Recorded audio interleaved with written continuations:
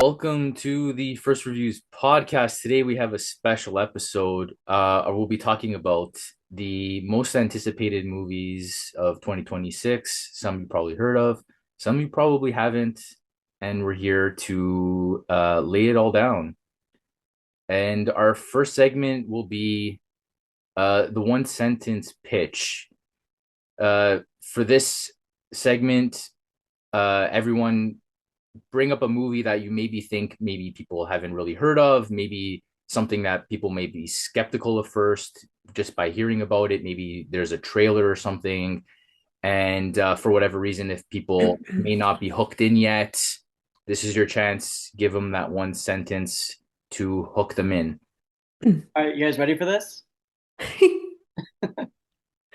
Stalker-in-law. Yeah. Stalker-in-law. Respect. Yeah, I'm gonna say I'm gonna read it verbatim so I don't do too many sentences. I'm gonna stick to one sentence. No one could care less about this franchise than me. But Ariana Grande has spent the last handful of years proving that she is not only a great comedic talent, but a full-fledged bona fide movie star who can make any project great with her effortless talent and charisma. Okay. Excellent. I'm There you sold. Very good. That's all. Amanda. Ooh, okay. So mine's controversial Okay. because I just love her. I have Wuthering Heights. Okay. Yeah. So if you love Saltburn, freaks out there, you're going to Yes. love you're going to love Jacob Elordi in this one and Margot Robbie because it is loosely based on the classic novel Wuthering Heights. There's quotation marks around the title. It's raunchy. Charlie XCX has songs in it, and like enjoy your Valentine's Day weekend with like two of the hottest actors out there. So Yeah, Wuthering Heights it certainly, is. certainly in the running for the horniest looking movie of 2026. Hell yeah. It Women looks good though. Yeah, But yeah, her last two movies didn't disappoint, so I'm in. exactly. Yes, I love this. Sarah. Yeah, I don't know how much pitch this will take, but I think it's going to be exceptional. I'm going Scary Movie 6. Yes. Okay, I'm glad. It's been a long enough time where there's been so many classic horror movies that they just have so much content to play with in terms of jokes. And Anna Faris and Regina Hall are coming back. So and I just think it's going to be if they're coming back, they're going to do it good and take it seriously. And so I'm excited. Yeah, That there's was been a not even lot on of my radar. franchises since then. I have written down in other sections, but I love that for you. I love that you picked that. And like I said, it's not really a hard sell, so I cheated a little bit. I think we've had enough time to kind of cool off on the slew of spoof movies that we got in the early 2000s, and we Mhm. had this year's like super successful Naked Gun reboot. So Yeah. I think if there's a Yeah. time for it, it's now. I think also we just Agreed. like we need something truly stupid, you know. Yes. Yes. Let's just enjoy the silliness, the stupidness, and I mean this in the highest honor. No one does stupid parody like Anna Faris and Regina Hall. It's true. I miss them. Yeah. All right. My movie is The Bride. Ooh.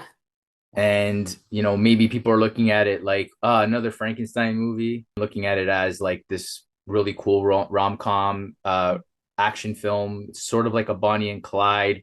And Christian Bale is Frankenstein's monster sounds awesome to me. So really Agreed. interested in that.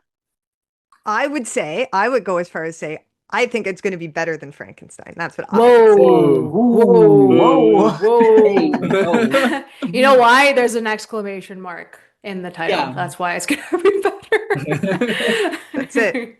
It's not the bride, it's Oklahoma. the bride. Yeah, The Oklahoma. Bride. I love it. Tristan. So the one I'm going with, I see flying under the radar quite a bit, and it's the new Avatar: The Last Airbender movie, The Legend of Aang, which is an animated continuation of the series. The last couple Avatar pieces of media that we've gotten, like the live action TV show and the Shyamalan movie, have been really terrible. But this has a lot of the original creators attached, and Nickelodeon's behind it. And I think it's going to be a really faithful continuation of the series that is really going to be a treat for fans. So I'm very excited for that one.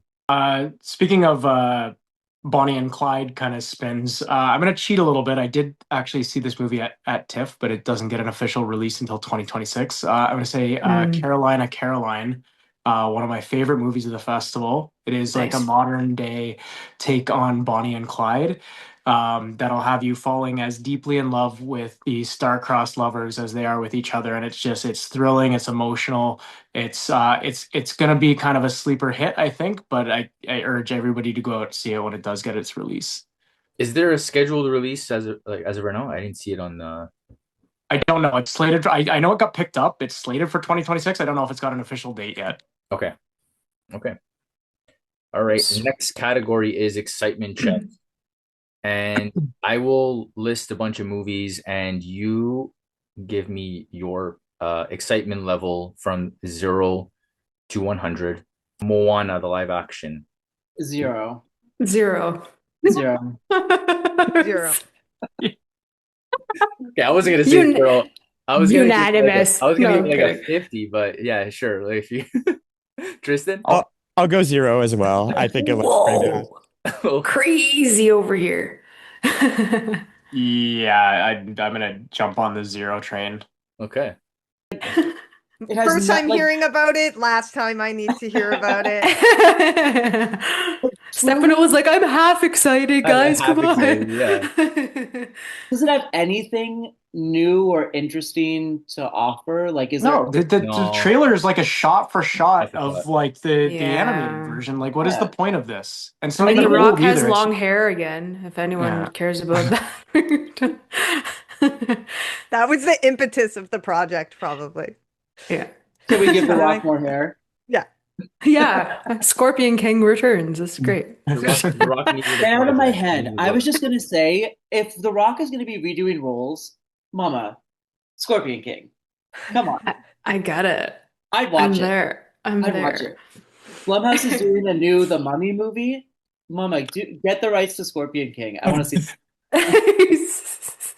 Get the same CGI team from the first movie too. Yes. You know, Let's I be think consistent. I think they're available. I don't think they're working. I think they're available. Next film is Devil Wears Prada 2. I'm gonna say 7. Oh, Ooh. sorry, wait. It's out of 100. Out of 100. Wait. Out of 100. It's really okay. not excited. I'm sorry. Okay, I guess like 70? 70. Then yeah, 70. I'm at an 85. I love that. I love the first one. And honestly, Stanley Tucci back is just my excitement is on another level. So 85. I mean, all of them back. All That's of them what- back is a big deal, and I think Yeah. it's the same director. I think so. And like Met Gala, it's gonna be perfect. But my only thing is like you just know, and I know this is the nature of the beast with like legacy sequels now, is they're gonna do every beat from the first movie, but in a new way. Like it's not gonna be That's what I'm worried about. cerulean too. sweater from Pile of Stuff. It's gonna be the tangerine scarf from the Pile of Rubbish. It's Yeah. I'm not That's looking fair. forward to the meta-ness of it. I hope they don't do that. I hope they don't lean too heavily on that. That Yes. unfortunately is my fear. And this was one of those movies that just like kind of I missed it when I should have grabbed it. And then when I saw it after, I was kind of like, so it never really got, even though I like listen. I feel scared even saying that because hello, I love Meryl Streep and would watch Meryl Streep in absolutely anything. And Anne Hathaway and Stanley Tucci. Yep. But I'm like 40 on this. If I'm thinking it's a passive fail, for me personally, I'm just like, yeah, I'm not excited. Not that it'll be bad, just not my Yeah. excited level. Fair. I'm not terribly excited for this. Legacy sequels are usually misses versus hits, so I'm gonna go like a 50. I could bring it up to 50. Damn. I'm honestly gonna go a 75 on this. I think like legacy sequels are usually a miss, but the fact that we're getting Meryl Streep back, and then you also have now Anne Hathaway and Emily Blunt are both Oscar winners. I think it's just going to be interesting seeing this cast back, and in a new part of their career. So I'm pretty excited for it. Yeah, that's a great point. Yeah. I'll say a 50 as well, just for the fact that I have actually not seen the first one before. So maybe this is my excuse to watch it, and that Luke will has either left the raise or chat. lower my excitement level. Scandalo. Oh my God. Scandalo. Oh, so you see, so you think this has nothing to do with you? This doesn't concern you. You just go to your movie collection and pick out something from a pile of stuff, not realizing that you like it was chosen by the people in this room. I do understand that reference. I have seen clips. Okay. Go on. Oh my gosh. Okay, the next film is another Anne Hathaway film, Mother Mary. Ooh, like 90. 90. Oh, same, 95. Yeah, I've been because counting down the days for like that trailer and the poster. Oh my God. even Hey. just, and because I was refreshing myself on 2026 movies for this conversation, I even just looked, the brief premise for it is a, superstar singer reconnects with her longtime stylist the night before a big comeback show. And I was like, that enough is, I'm sold. My seats, my butt's in the seat. I'm ready. Facts. Yeah, I don't know how that was off my radar. Sorry, is it my turn? Yeah. Did Yeah. I skip? Yeah. Good. I'm also very excited. Yeah, I'll do 90. Yeah. I love David Lowery too, so like he's just incredible. I love his films. So Green Knight. And I just rep. Googled it. It looks gorgeous. Very Yeah. excited. Yeah. Yeah, I'm Yeah. Just at the name 90 alone, as I'm well. in. Mother Mary. And the poster looks amazing. It's gorgeous. Like that trailer, I died. It was so good. So beautiful. Cinematography. And obviously the costume, like the wardrobe's gonna be fire. Maybe even more than Devil Wears Prada too. I would bank on that actually. Yeah. Yeah, I think they're gonna be tame with Devil Wears Prada too. I Well, would want them to be like yeah. more, you know. Michaela Cole, Hunter Schafer, very exciting. Right. Yeah. Oh my God. We love them. It's Yeah, it's a pretty amazing cast. I'm tempering my expectations just a little bit because I heard that the production was like it was a troubled production and it got delayed a bunch of times. So I'll probably go with like a 75 just to temper my expectations and not get myself too hyped up. But David Lowery's extremely talented, and I think Anne Hathaway is going to go on a generational run next year, and this will be like her first movie in that run. So I'm pretty excited. I'm all in on Lowry. So I'm gonna go 80 out of 100. All right. Spider-Man Brand New Day. I've been off Marvel for maybe over a decade now. So for me, it's like I'm gonna say literally, and this isn't me making an error, 2%. The 2% being Tom Holland and Zendaya's premiere looks, and that's what I'm interested in. Yeah. Sorry That's to this fair. man. Yeah. That's fair. I've been checked out. I've been consistent with the movies. The shows miss me with that. I just can't. I don't think I watched, what was the last one that was released? I don't even remember now. I Ironheart? stopped. I think so. I stopped after Secret Invasion. I'm like, I can't do this. But for Spidey, it's Spidey. I'd say probably, I don't know, I'm at a 50% because it's ahead of Doomsday too, and it's after Fantastic Four. So I don't know how they're gonna do this at all, other than a post-credit scene. So Sarah? Yeah, I'm in between there, I guess. So I'll go like 25. Yeah, it feels the same story to me as at this point, but it could be interesting. Okay. Like, yeah, like I will see it eventually. yeah. I'm a little higher only because Ooh. it's gonna be hopefully like a refresh for the series based on the events in the previous film. And Yeah. it's supposed to be more of like a contained story. It's like street level stuff, which is what Spider-Man Yeah. is kind of all Yeah. about. Yeah. Oh, that's So I'm Yeah. at like a 70. Hmm. Kristen?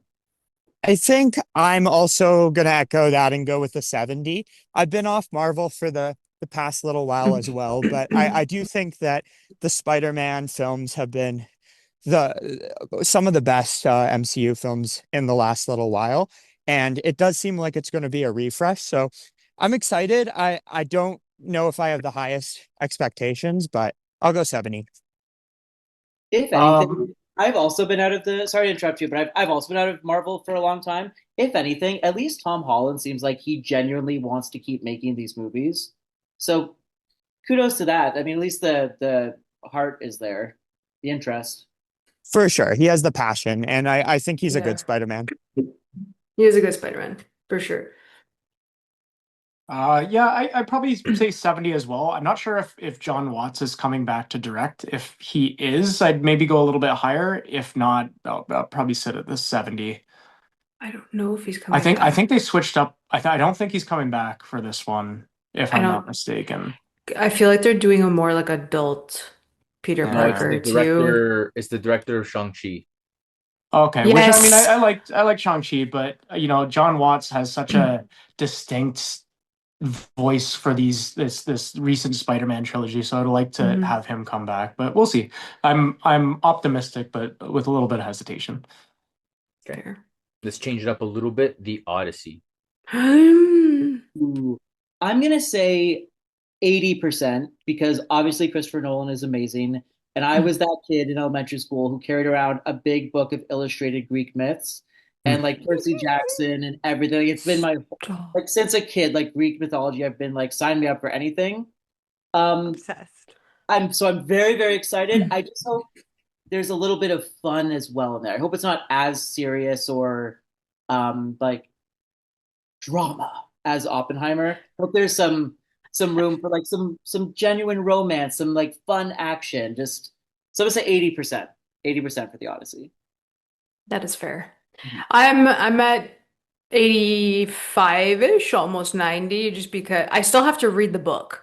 So I have to read it before I watch it. I'm giving myself enough time because I bought it already and the Iliad I bought both of them.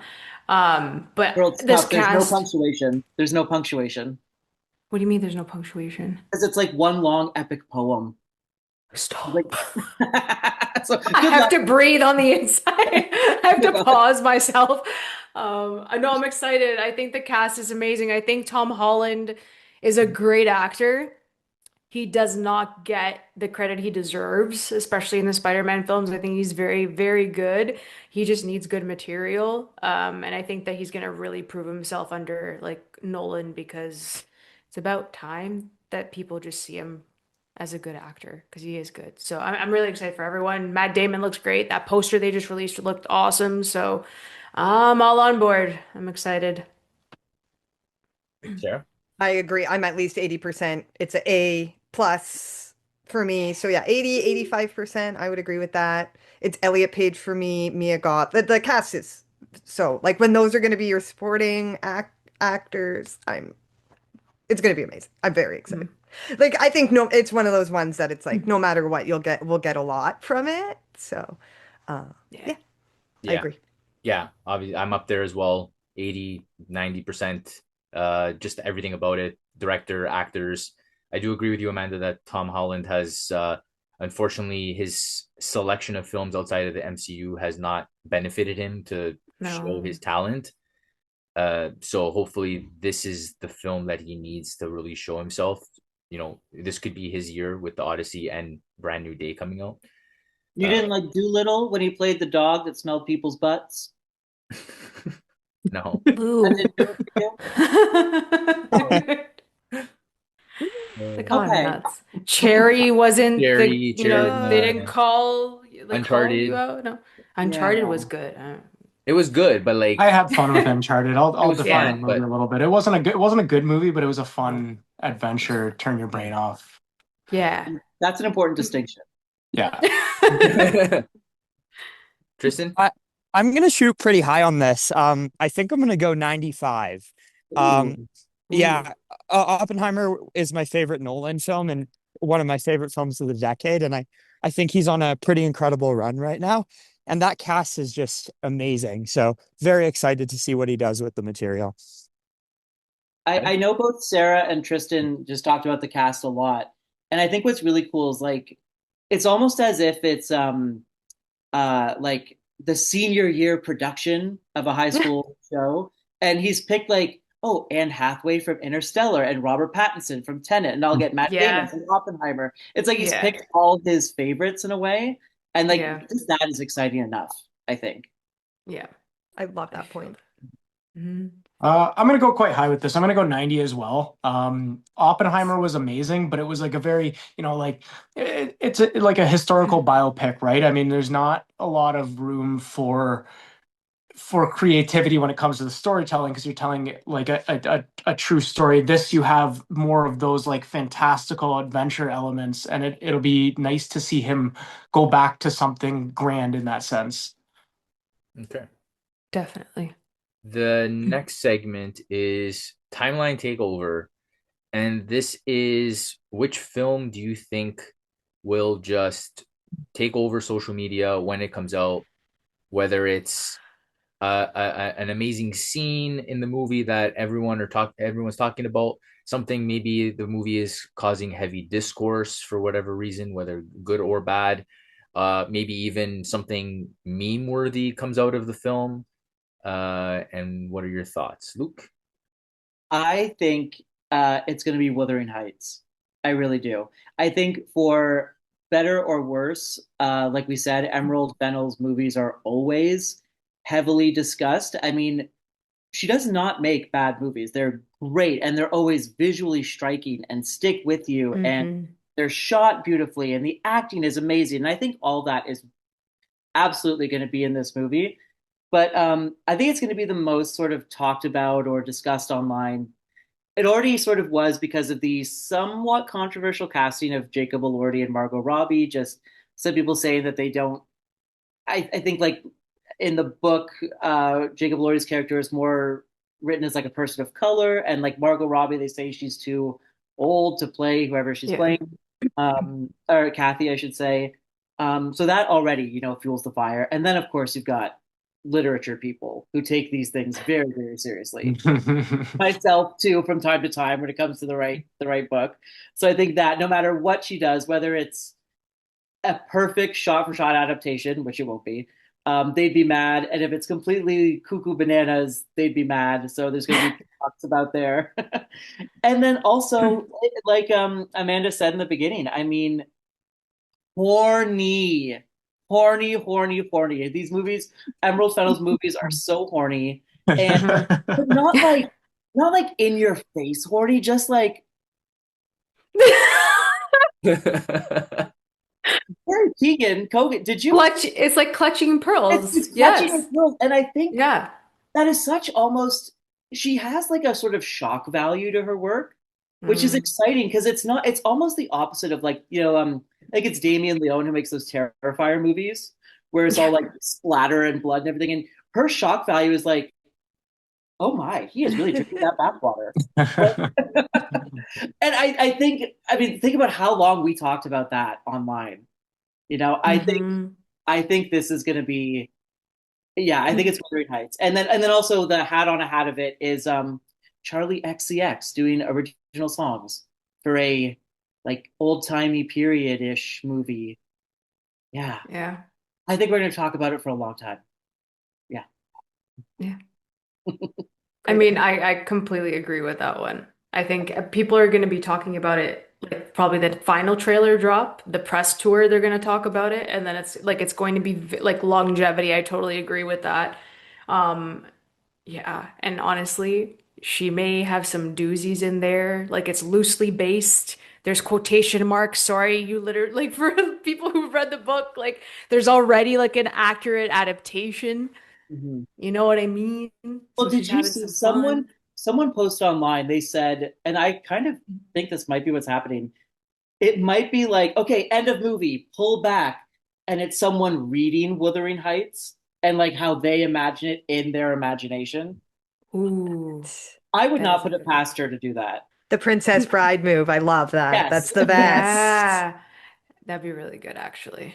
I Because love that that. lets you do so much with it. So Yeah. much personal interpretation, and then it kind of excuses any of those things that criticisms that people might have for it. Well, it was this girl, it was this chick's or the person's wild ride, and I actually Yeah. love Yeah. that. If it's not that, I'm gonna be upset now. Call sorry Emerald, for be like, raising what the did you do? This is a great idea. How dare you? Oh my God, that is funny. Oh yeah, is it me? Yes, it's you. I'm next. Okay. So he took mine. Okay. But It's a good respect one. because it's a total good one. I am gonna go all the way to the end of the year with Doomsday. Mm. Because listen, no one expected this movie to come out. I don't know what they're gonna do with this thing. When we sat there looking at chairs being announced, like we were in too deep waiting to see what the heck was gonna happen with Doomsday. Um, I don't know if it's gonna be a mess. Either way, I do think people are gonna be talking about it 24/7. They could be ripping it to shreds. They could be praising it. Like any Marvel film, like this is like Endgame Infinity War level of like anticipation for people, even if they did fall off of the Marvel train. Um, but I do think like with RDJ coming back and like the X-Men coming back, like it's too much for people not to want to talk about. So I do think that it's gonna break the timeline and probably melt our brains. Good or bad. Yeah. Yeah. Yeah, especially there most likely will be a lot of secret cameos that they're not even telling us about, other versions of Yeah. other characters. And yeah, like you said, it's just going to be a lot that people are going to want to talk about, good or bad. Mhm. Probably a lot of bad, like Yep. I probably think at we'll this just be point upset. it doesn't Yeah. matter how good or bad the movie is. It's gotten to a point with this fan base where it's like getting up there in terms of volatility. It's almost like Star Wars level where it's like you're Yeah. gonna get people hating on it and praising it in Yeah. equal measure on both extremes. Oh yeah. It's true. There will be no middle ground for the No, whole Danny Boyle nobody's gonna be thing. like, yeah, it was pretty good. Yeah, they're like, I think No. Guardians 3 was fine. It's gonna be either like, this was the best, Kevin Feige. Well, you did it, man. Or The like, MCU is so back. Yes. there is It's no gonna, middle. There is no there's middle. no at all for this. Sarah? I also have no middle. Yeah. Oh, the time. Okay. So I was thinking about this.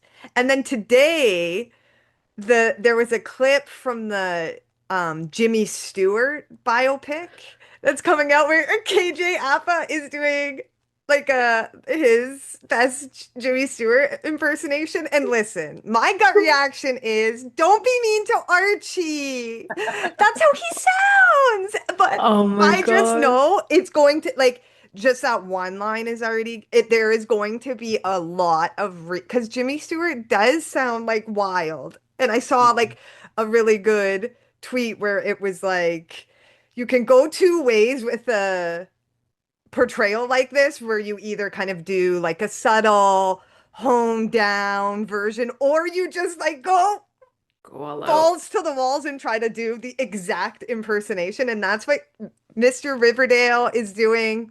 I commend him for it. I'm excited for it. And I think, it's going to give us a lot of great memes, great clips. Cannot I don't think wait. subtlety is the name of the game for any Riverdale actor. I think we know which direction he's gonna go in. Exactly. Oh my God. I'm going with Minions 3 Ooh, because every Oh, Minions movie there is something that happens that's meme worthy. Uh, fair. Kids going to the theaters and causing a mess. Kids going to the theater making TikTok videos. Oh yeah, Uh, the gentle minions. I the forgot Gentle about that. Minions. Mm. So it's bound to happen again where Oh people damn. will just play along with the film and just have a lot of fun, and it'll definitely be all over social media. We're gonna have a whole new generation of memes for middle-aged Facebook moms to use. Is that what you feel about that? They're Tristan? gonna, yeah. I think I'm gonna go with a movie that's not really being talked about as much. But it actually doesn't even have a release date yet, but it is apparently wrapped and ready to come out in 2026. So I'm gonna go Artificial by Luca Guadagnino. And this one, Andrew Hmm. Garfield is playing I believe one of the heads of OpenAI, and AI being just such a hot topic right now and something that everyone's discussing. This is definitely Yeah. going to be one that I think everyone's going to talk about. And Luca's last movie, After the Hunt, that's a movie that definitely got a lot of people talking. Maybe not in the best way, but I think this one might be like this generation's The Social Network and is really going to cause a Hmm. conversation.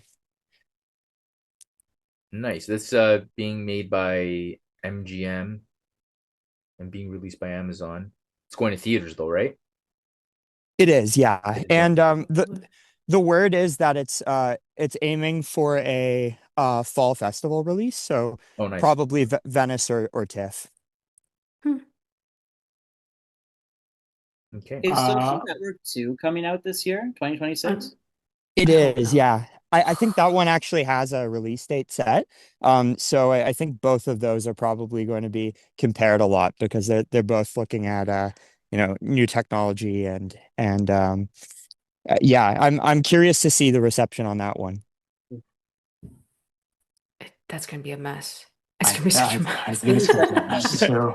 I'm Definitely. not even high on the Social Network. That's why I'm like, okay, why are we making a sequel? Social Just Network is terrible. like one of my favorite films of all time, and I'm dreading this sequel. I don't blame Like you. absolutely dreading it. Like I just call it something else.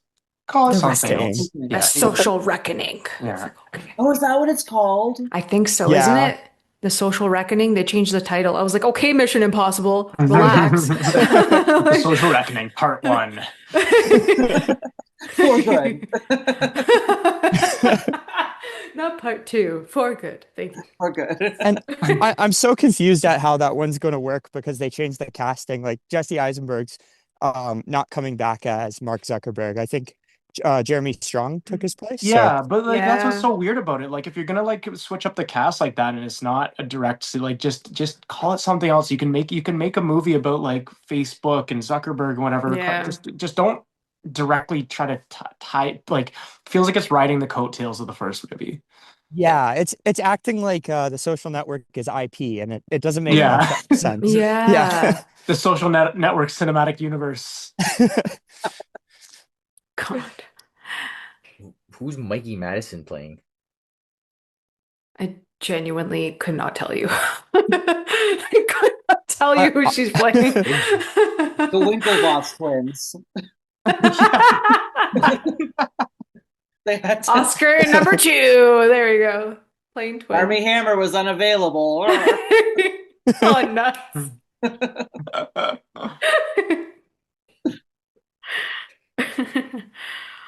Oh.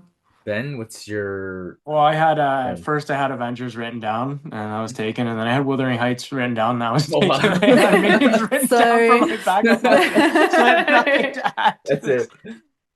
It's okay.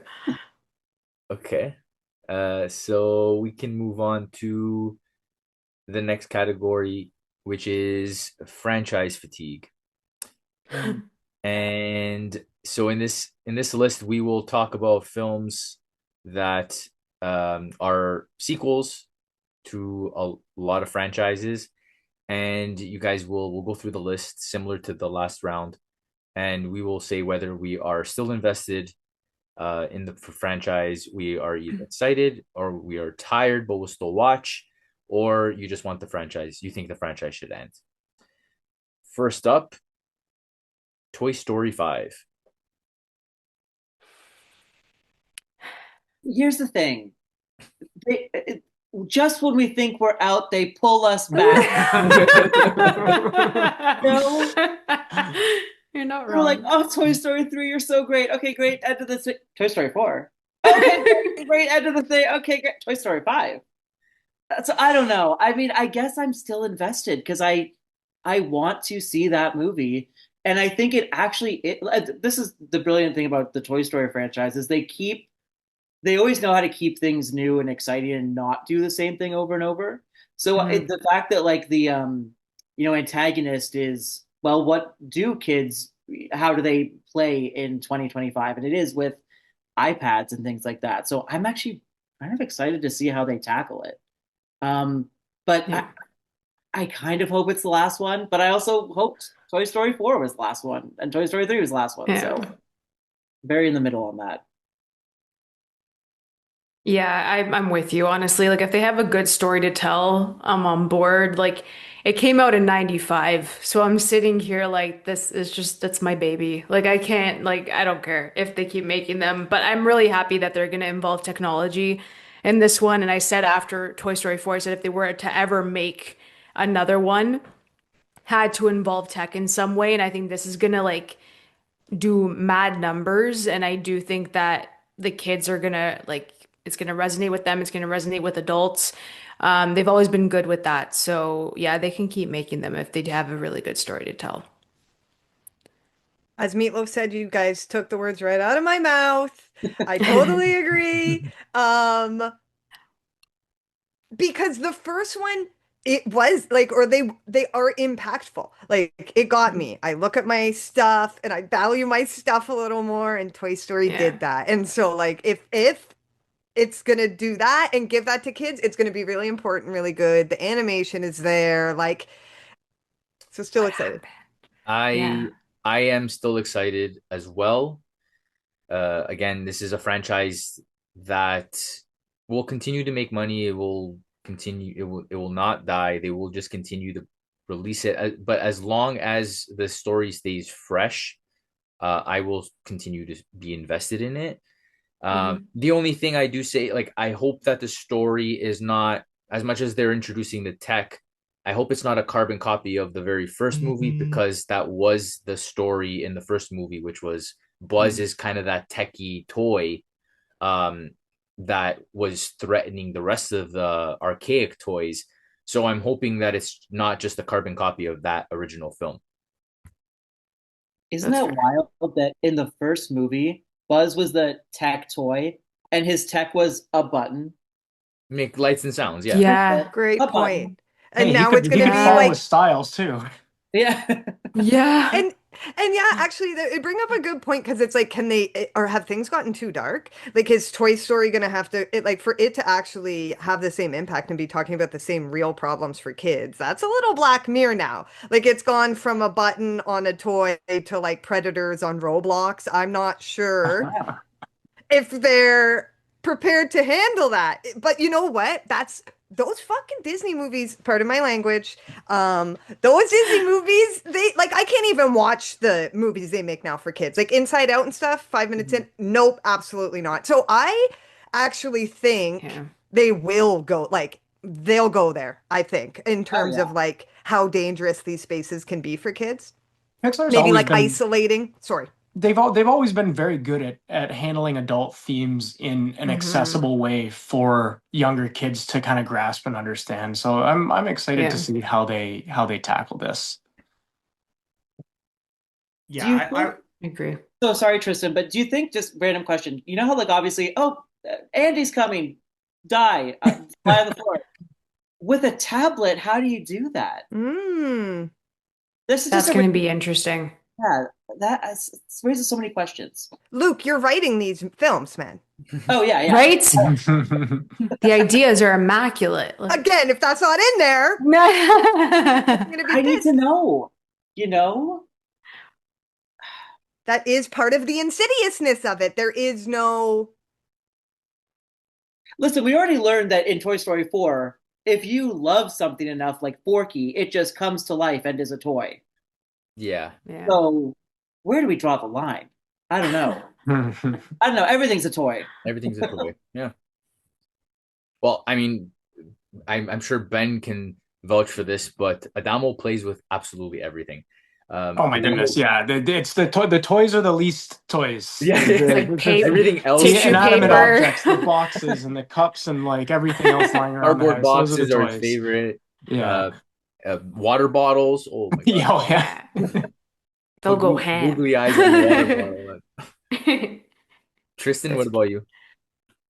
Yeah, I think I'm definitely still on board. I wasn't a huge fan of Toy Story 4. I did find that it's definitely the weakest of the four, but I love the Toy Story franchise overall, and I do think they have an interesting angle with this one. And if they have an interesting story to tell, I'm all for it. And I think Andrew Stanton is coming back for this one, right? Hmm.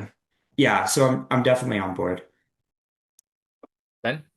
Yeah, I would say on board, bordering on excited. Same thing. Like I grew up with these movies, so they're a big part of my childhood. Like I was that, I was I think 20 when the third one came out. I was sitting in that theater bawling.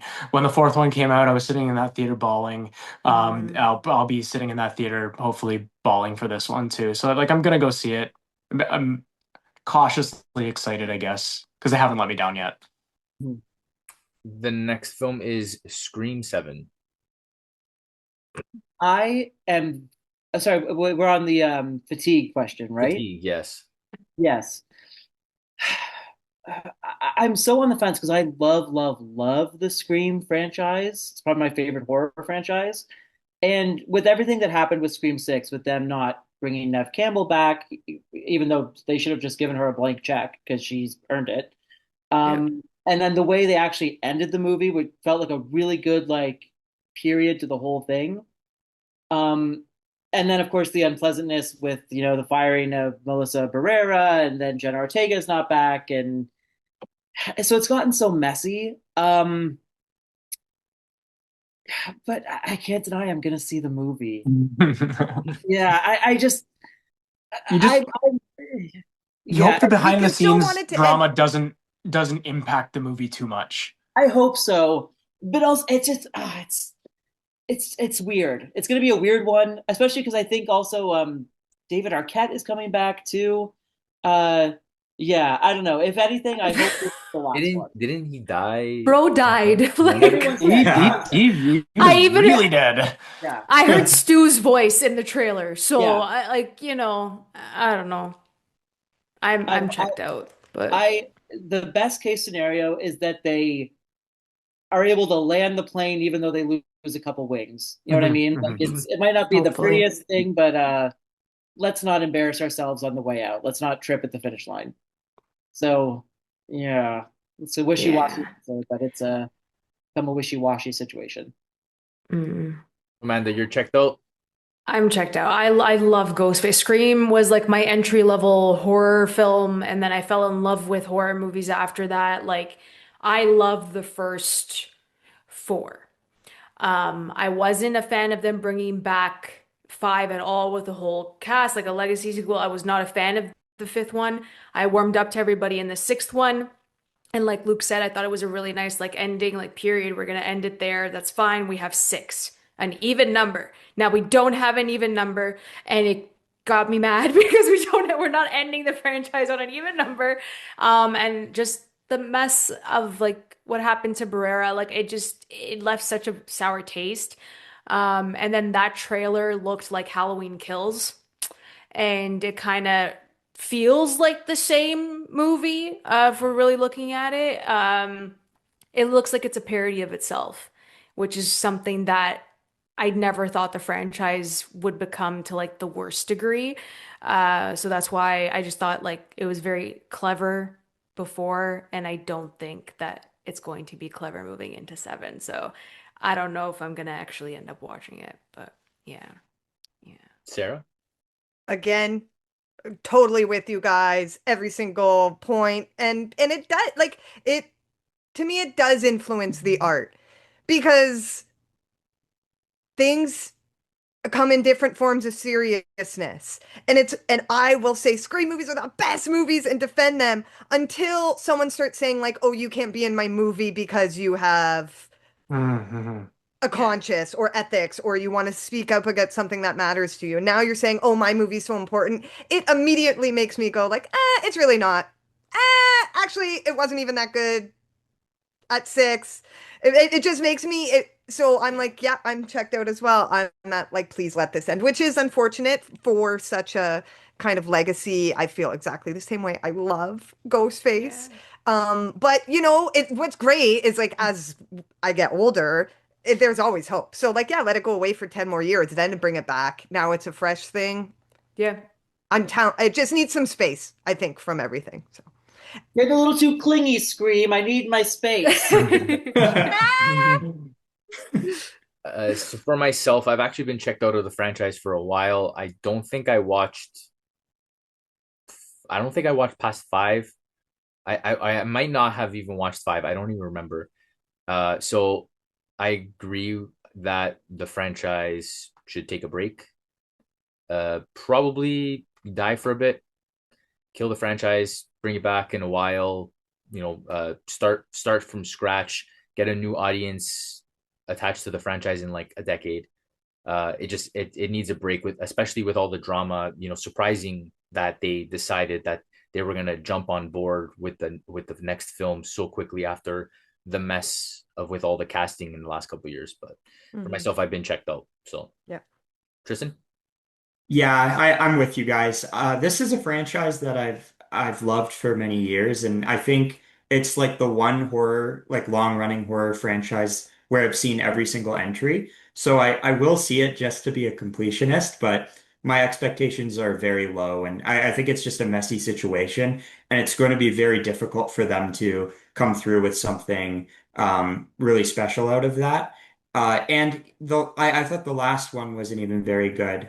So yeah, unfortunately, I'm probably gonna say that I'm checked out, but once it comes out, I'll probably see it. Yeah, I hate to say it. The drama of it all is like kind of killed my excitement because I would argue that through and through, 6 entries in, this is one of the most consistent horror franchises. I'm not saying that they're all great. I'm saying that with most horror franchises that start on a really good, influential movie, you get a lot of really crappy sequels afterwards. And this franchise has managed to maintain, again, not all great, but a level of quality that we don't really see in the genre. So normally I would say I'm excited, but I think the drama is going to kind of tank it for me. I'm still in. I'm going to see it, but my hopes are also not super high. The next movie is The Mandalorian and Grogu. Ooh, okay. This is where y'all turn on me. I have been checked out of Star Wars since I saw the who is her name? Oh, the Force is alive. Yes, the Great. Force is alive. Force Was that Awakens. what That's the famous quote. the Force is alive? Alive. Okay, if we're being honest, I've been checked out since Padme died. Okay.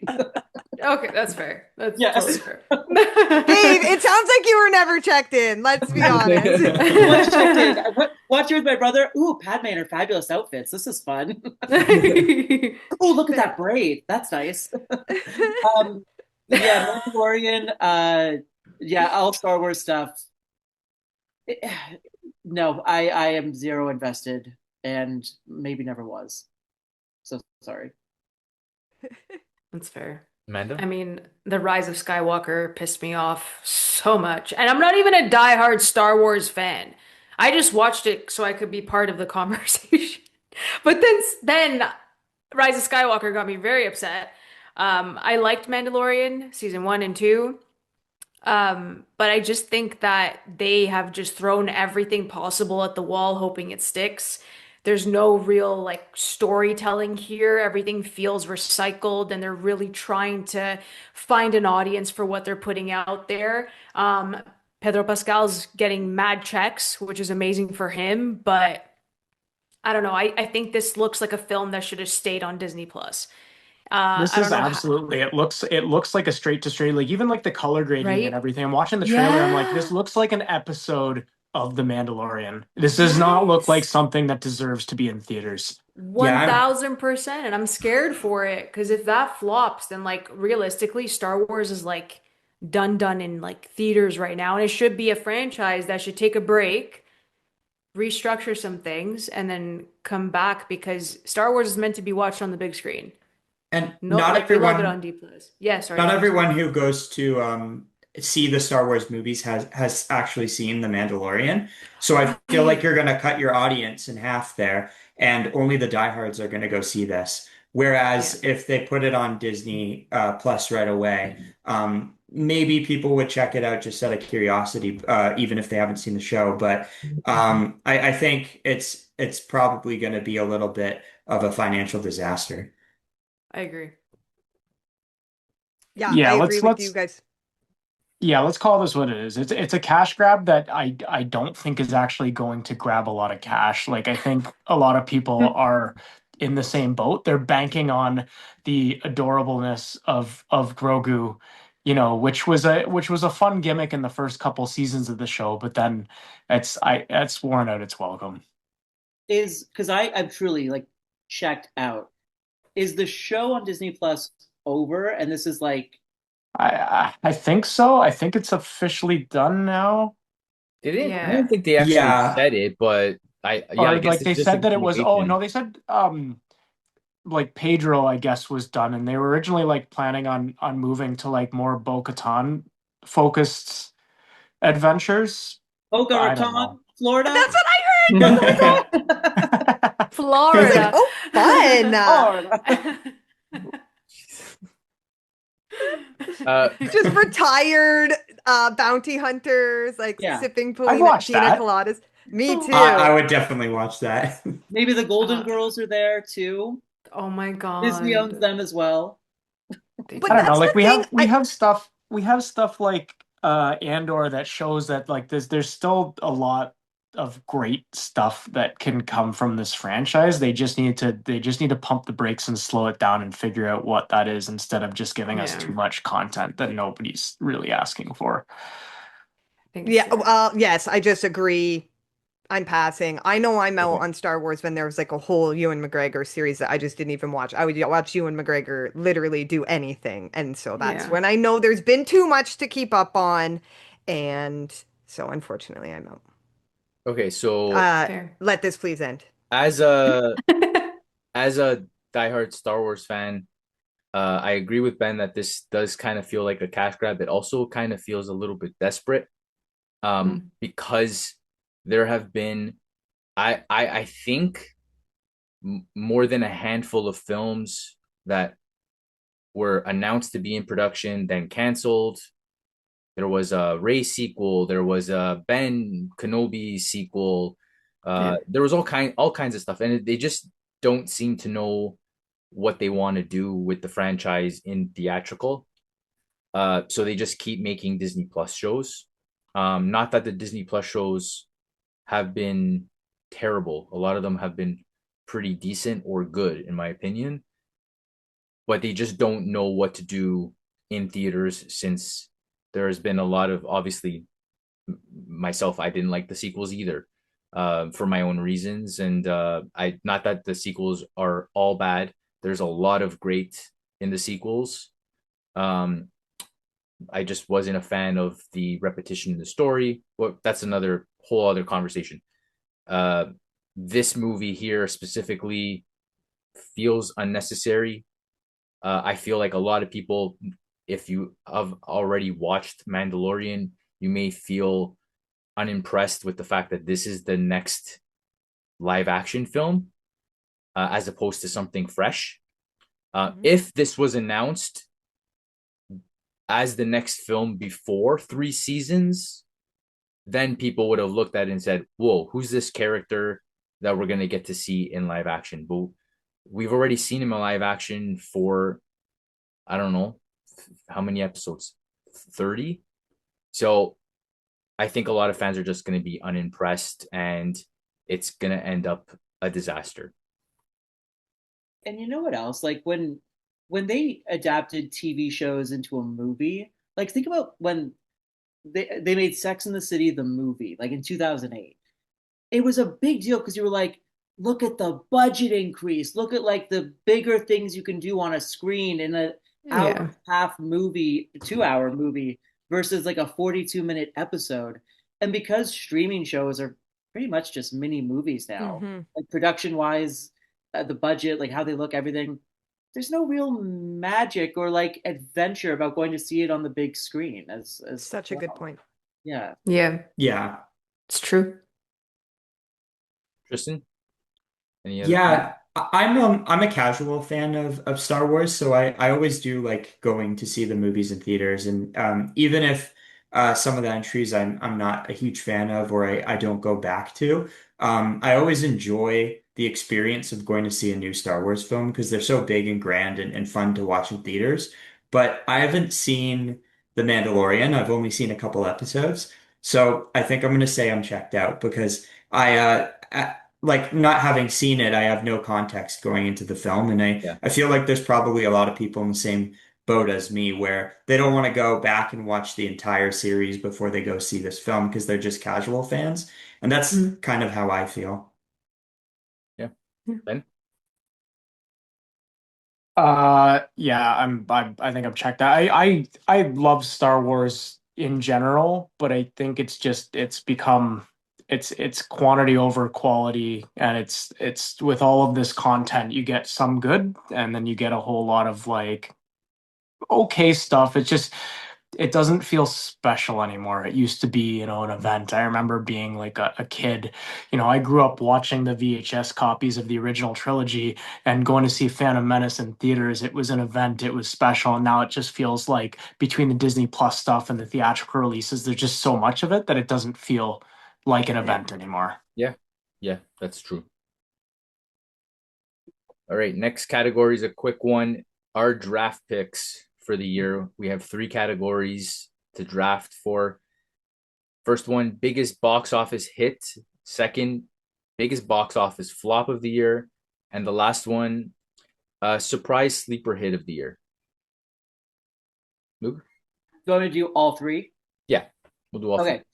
Okay. Biggest box office hit. I think it's going to be The Odyssey.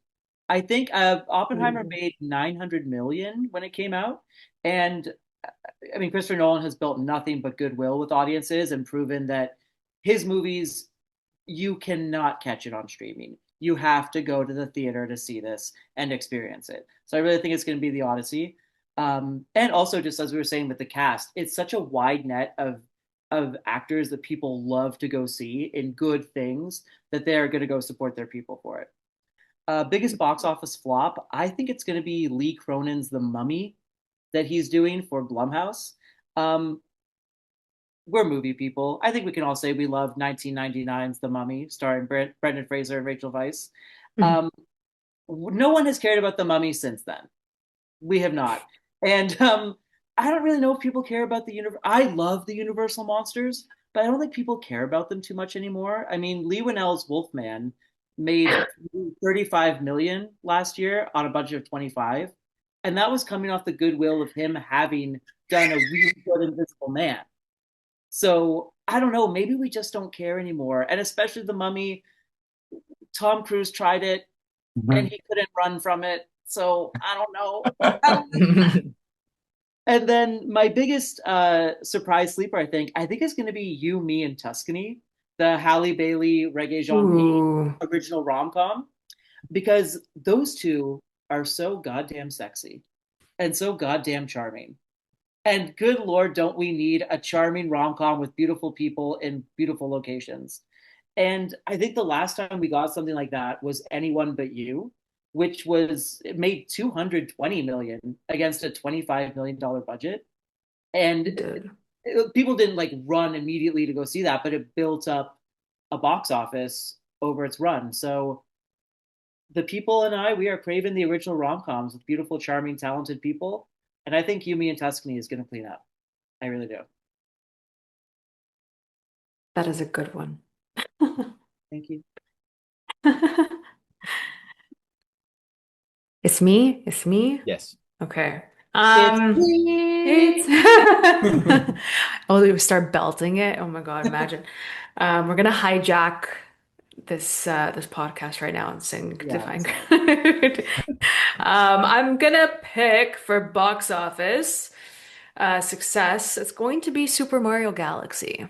Oh, nice. I loved the first one. I think Charlie Day as Luigi is just the best thing to ever happen to any of us. Because I thought he was such good casting. Illumination's brilliant with their animation. They nailed like everything about that world, and I think Galaxy's gonna just like up the ante, and I'm really excited because it's one of my favorite games, so I want to see how they translate it. Brie Larson coming in as Rosalina is just the best thing ever. I'm just very excited for it. Um, it made Mad Bank last time, so Yeah, I I think made a everyone's waiting billion, for this. Yeah, 1.3. Mad Bank. So I think that's gonna really, I would love for the Odyssey to beat it, believe me. But children. But the kids, guys. Good That's call. what Good it call. is. Box office flop. I'm gonna choose Mercy because Chris Pratt has not really had a good run ish in that particular case, like live action. I love how my Chris Pratt Super Mario and then Mercy's just gonna flop in January.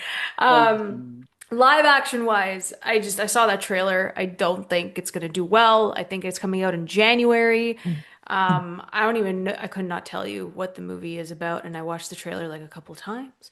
Sci-fi, very weird. The title card also very weird. So I don't think it's gonna do well because in the dead time.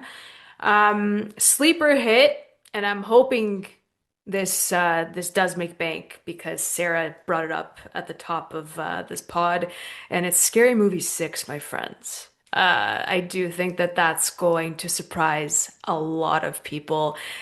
We've been craving something like it, as we discussed before, so I think that it's gonna like have a total new generation of 14-year-olds that are gonna try to get in to watch this, and they're gonna be like, "Whoa, there's like five other ones," and there we go. And now we have, a whole bunch of people really loving it, and yeah, I just hope it makes bank.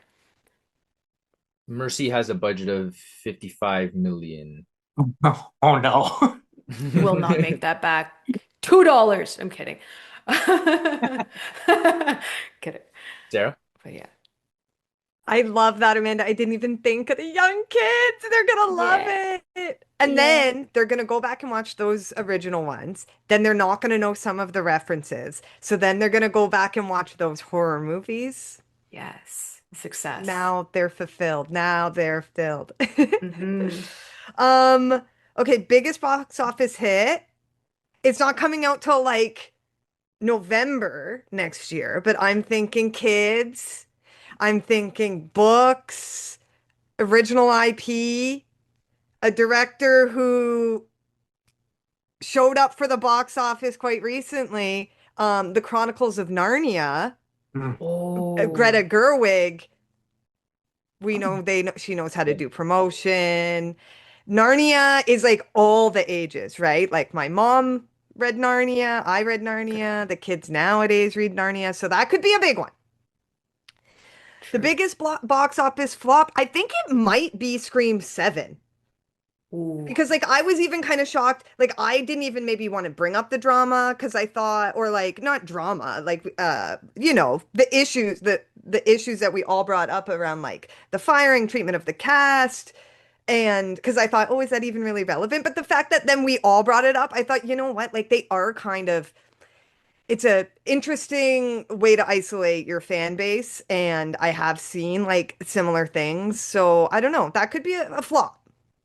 Maybe not like the biggest flop, but in terms of like what they're expecting, what they've got in the past. And then surprise sleeper. There's so many that I want to pick. I got to talk with Curry Barker on the red carpet for Obsession. And I know people are saying it's like crazy, it's so good, it's like the biggest horror movie ever. So I'll go with Obsession. Nice. I love I that. hope I it's a watched it. sleeper. I watched it. It's amazing. So I Yeah. really hope it's a sleeper too. It's So good. coming out in a couple of months. It's like Focus Features picked it up. Hmm. Yeah. Yeah. And Very people good. like to go to see horror movies. Hopefully, maybe they get a good popcorn bucket. That would be exciting. Yeah. Okay, so my biggest box office hit, I gotta go with Avengers Doomsday. It's Yeah. gonna make a lot of money, regardless of what people think about it. Biggest box office flop. I was looking at a movie that I was going for which movies had just absolutely unnecessary budgets, and Good strategy. it's and I don't think the IP has the power for a $200 million budget, and it's Masters of the Universe. Ooh. Oh, 200 So that's million. coming Oh out my in the summer. God. And that's 200 million terrible. for what? He doesn't have a shirt. There's no Jared, wardrobe. What's the point? They had to spray paint it on for That's 10 He hours. maybe he literally gave the shirt off his back. he did. the Great only job, guys. thing So you couldn't afford dinner tonight. Here's a shirt. the only thing I'm hoping that the fun element of that comes out of this film is hearing about all of Jared Leto's acting behind the scenes as Skeletor on set. Oh Oh, no. Jared Leto. Oh, that's gonna be a flop. Yeah. Yeah. God. I think yeah, that was yeah, you buried the lead, is that what they say? Yes. And my surprise sleeper, this won't be a sleeper for the whole general public, but it will be hopefully, I'm hoping for video game fans and genre fans. I'm hoping Mortal Kombat 2 um, Ooh. is a little bit better than the first one. Especially, I'm hoping that they took a lot of fans' opinions in order to make it better. Also, focusing on um, Johnny Cage and casting of Carl Urban is a great casting. I think he's got a lot of star power right now, um, probably more so than all of the cast combined. So I'm hoping that Mortal Kombat 2 is better than the first and just a fun action flick. So those are my three. Street Fighter could be huge too. Street Fighter, oh my God, I have so much to talk about Street Fighter. Oh, I don't know. Some of the casting in Street Fighter is I like some of the casting because like I the direction that they went with is really across the board. I don't understand the casting of people who actually know how to fight and trained in martial arts, and then casting guys like Andrew Schultz as a martial artist. It's weird. It doesn't make sense when you have like 3, 4 UFC fighters, WWE fighters, actual martial artists, like championship winning martial artists, and then you cast people like Andrew Schultz or other actors who have no martial arts experience. I understand you're gonna have stunt doubles, regardless, but it's just the casting is a little wonky for me. That's why I love it because it's wild. I think that's so fun. Like it could make sense. It could make perfect sense. We don't know. I hope it doesn't make any sense. I hope it's Batman and Robin levels of like campy bonkers nonsense. Yes, I yes, that's I even will better. say all of the costumes look amazing. They did a great job. Like they actually went unnecessarily over the top, like Luke was saying.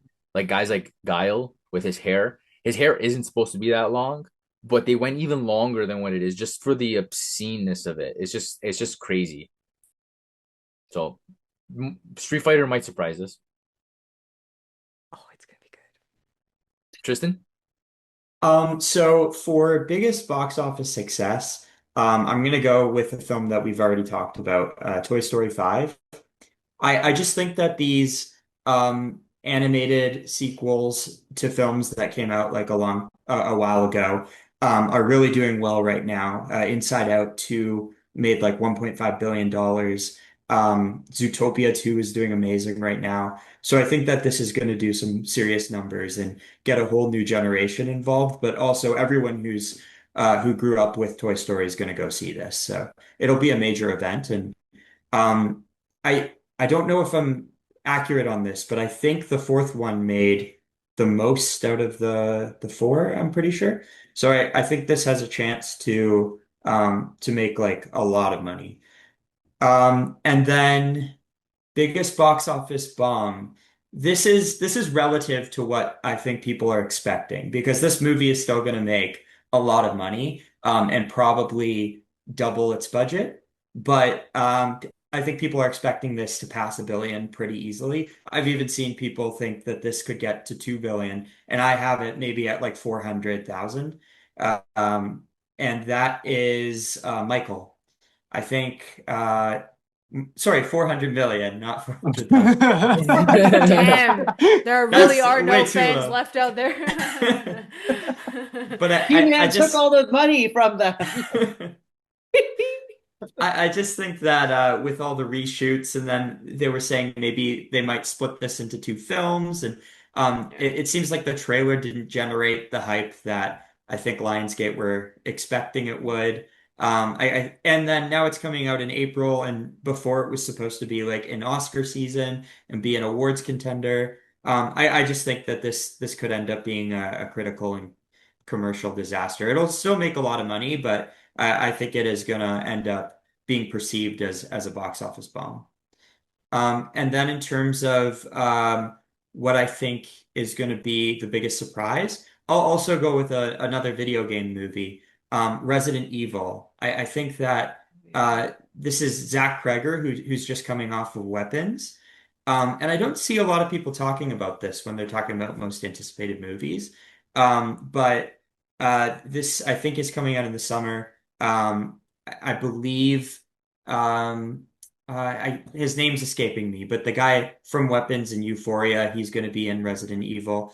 And I think that this is going to rejuvenate the franchise and probably be seen as the most successful of of the films. So definitely looking forward to seeing Zach Kreger's twist on it. I think Krager's gonna have a lot of fun with that one too. Yeah, yeah, I think he'll do some good. For me, biggest box office success, I had Avengers, obviously, but I think Super Mario Galaxy is gonna have more legs. I think that, with Marvel, you've got a lot of fatigue setting in, and you don't have that with the Super Mario franchise yet. I mean, we've only had one movie. So I think that's gonna go a long way. Um, in terms of biggest flop, I actually have a Pixar movie called Hoppers, which Mm. is like, I love that they're making original stuff, but like that's not been doing well for them. What's doing well for Pixar is established IP, and Hoppers is, I think it's gonna be like Elio levels bad, maybe worse. I don't know anybody that's talking about or excited for that movie. And the cast is like crazy, right? So Oh yeah, they spent a ton on that, yeah. and the fact that no one, because I was like too, like, what is this? So yeah, I that's a good call. Great insight. It's also just a weird premise. She like is a human girl who gets put in the bot. Her It's, spirit it's uh, goes into the body of a robot beaver who goes to be with the real beavers, but she's a human girl. It's confused. yeah, yeah. That's going to make that'll be the $400,000 box office that I was talking about. Um, Sleeper hit. I don't know that I'd call it a sleeper hit, but I think it coming off of the last sequel, which was a legacy sequel of sorts, and coming out so soon. I think 28 years later, The Bone Temple is gonna do really well. Like 28 years later did quite well, obviously, but I think we've got this coming out so quickly after that. You're going to get a lot of people, and you've got new people that are new to the franchise jumping in on this now, that went and saw 28 years later in theaters, now going to see this follow up as well. I think it's going to make a surprising amount of money. Okay. Our final category is we finally got to our most anticipated film of the year. Luke, what is your most anticipated? I did a lot of weighing my options. I think the clear answer for me is Ready or Not 2, Here I Come. Uh, so angry that that 2 is in there and it spoils the flow of Ready or Not, Here I Come.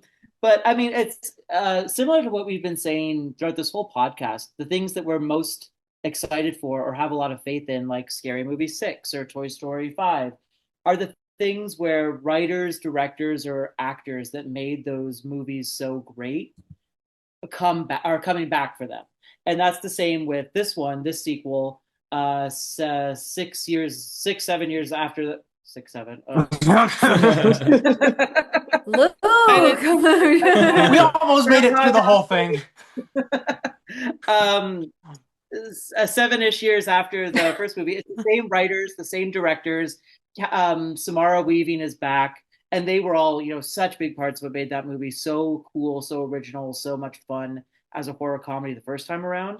And what makes it even more exciting this time is you have also great new additions to the cast like Catherine Newton and the Sarah Michelle Gellar back in horror. So happy to see it.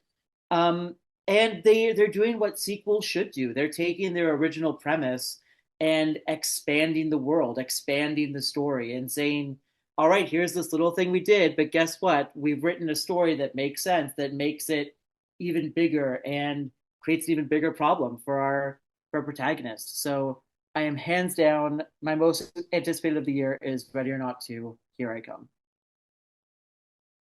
I'm excited for it too. I love that. I love how you were going to say the absolute legend. I was like, he's going to say David Cronenberg. And then it was Sarah Michelle. Buffy, the Vampire Slayer. Thank you very much. The only person who could sub in there for me. So that it works. It works. Oh, yeah, great pick. Yeah, I guess so. That's crazy. When I saw that, I was like, Cronenberg. They know what they're doing. That's really, really good. I love that.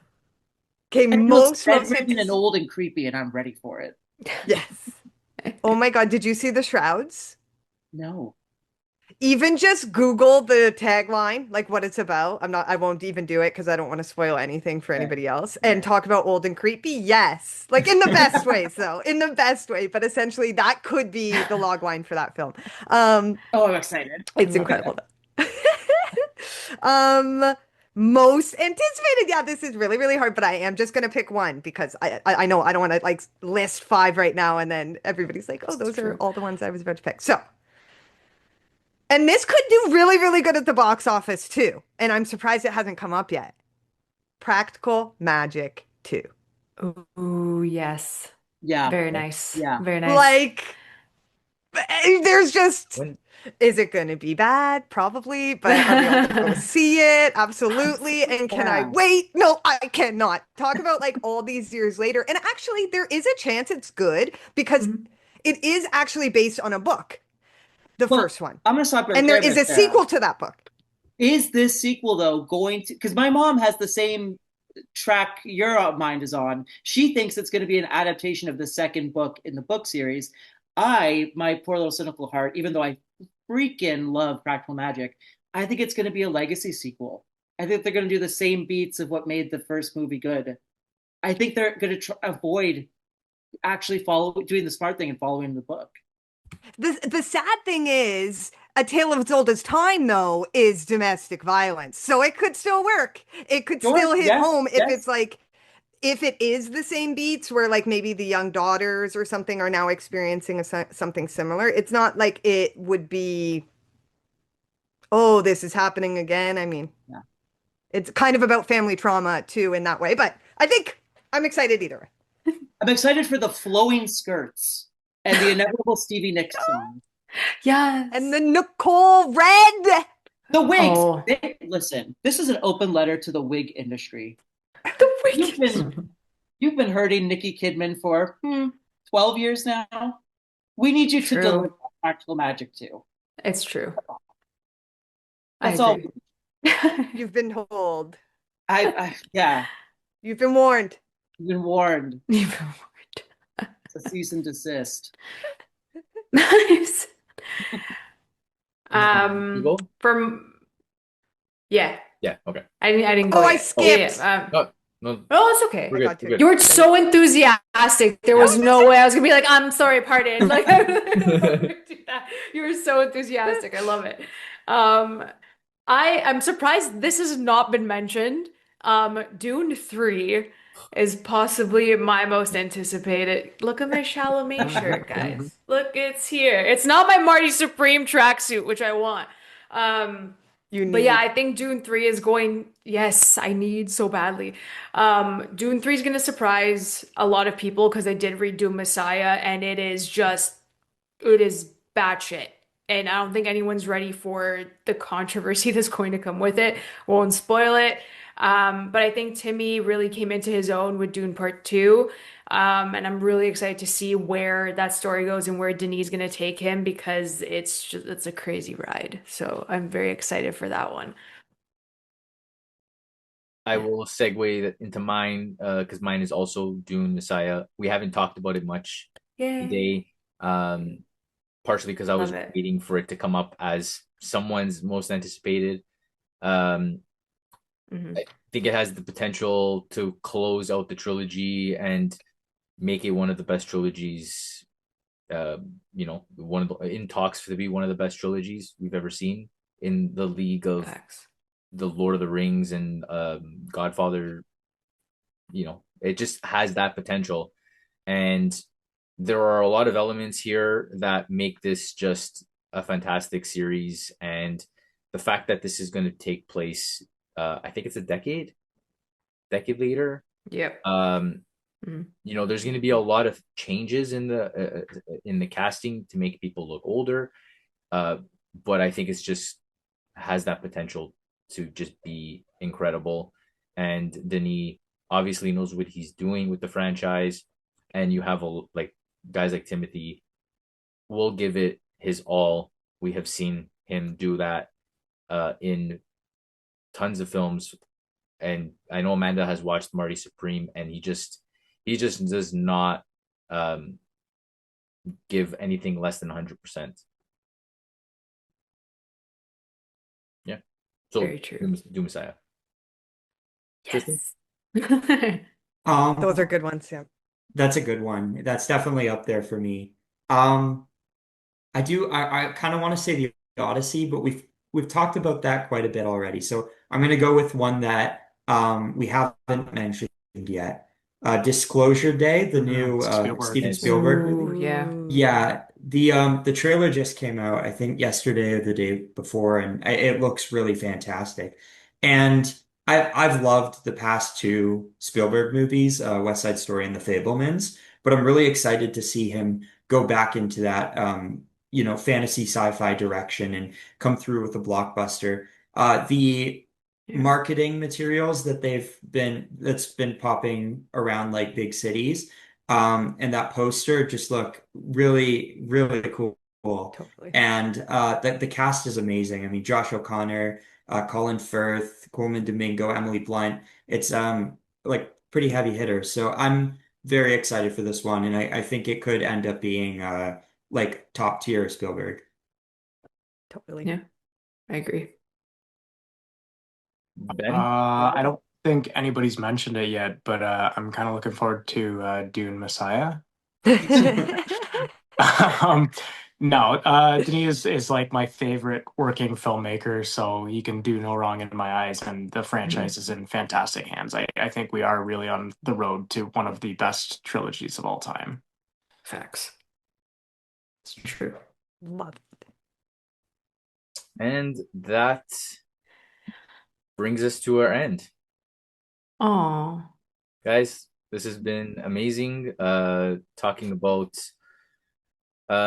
majority. We did a good talked about a good number of films coming out next year. A lot of box office films, but also a lot of films that are really under people's radar, and some that haven't even had any trailers or any marketing for it yet. So thank you guys for joining the podcast. I know it's difficult to get us all together, but I think this one was a fun one. And thank you guys.